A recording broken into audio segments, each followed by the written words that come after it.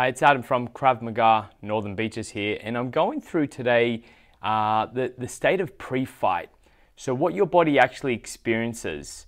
Often we get lots of people that will come to us that want to train in Krav Maga because they've had some type of conflict and it hasn't been pleasant. And they didn't know how to deal with their body's state of being before the fight. They felt really nervous, they were sweating, and they may have been in a fight or just before it broke out, they felt really uncomfortable. And other people that have trained in other martial arts sometimes will come over. And I know for myself personally, I've trained in many martial arts and been in this situation often, and it's not a comfortable state to be in. I really enjoy our Krav Maga training because we actually go through this pre-fight stage. We break it down, we look at the basics of it and the science of it, especially in our instructor's course, and we do certain drills that actually help people deal with this confrontation. So to break it down in a real small way, pretty much what happens is your brain recognizes some type of threat, whether it be someone being aggressive, a fight is just about to break out, someone's going to be physical with you, or you can imagine your body being designed in prehistoric times that the threat might be, hey, you know, this lion's going to chase me and attack me. It doesn't matter. Your body just recognizes that there's some type of threat. After it recognizes some type of threat, it'll go through certain changes.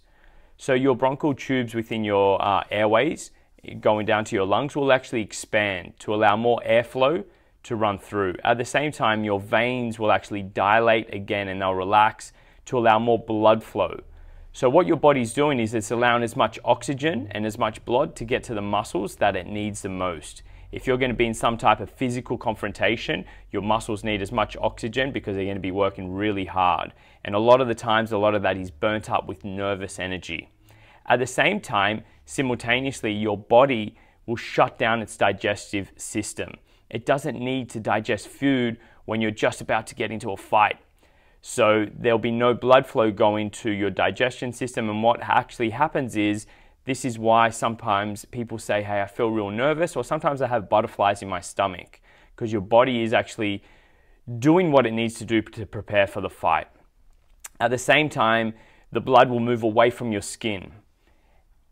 This is why some people go pale, especially if they really can't control the adrenaline and all of the emotion. At the same time, you could say scientifically, the blood flow moving away from your skin is to go to muscles. At the same time, if you do get cut or a laceration, your body's not going to bleed as much.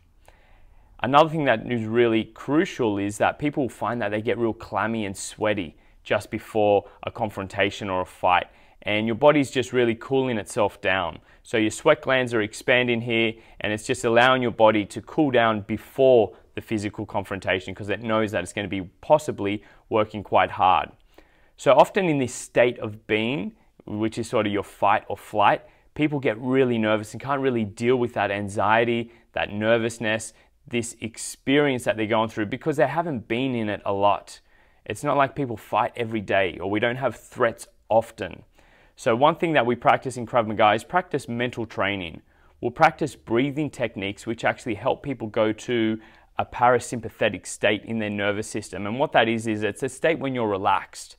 So just by breathing, when you expand the lungs, it actually goes to this state of in your nervous system, which relaxes the body. This is the state that you want to be in. If I can relax as much as possible, I'm going to think a little bit clearer, I'm going to be a little bit sharper with my words, I can maybe diffuse the situation or be prepared for that punch when it's coming in. At the same time, other things that we'll practice is pre-fight stuff. We'll practice certain drills where we're actually practicing negotiating, where to move, what to say, how to say it, and all of these little practices help you be prepared with this situation. We practice real life situations. So we'll practice certain situations where we want you to get in someone's face as an attacker. We want you to practice that state of being and then feel comfortable with it.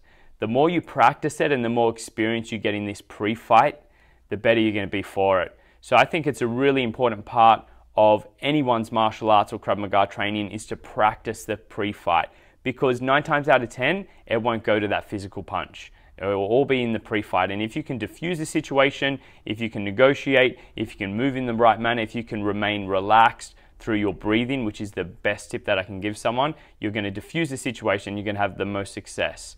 So this is just in a nutshell what your body goes through before a fight, and hopefully your training is supplementing what it needs to deal with this pre-fight.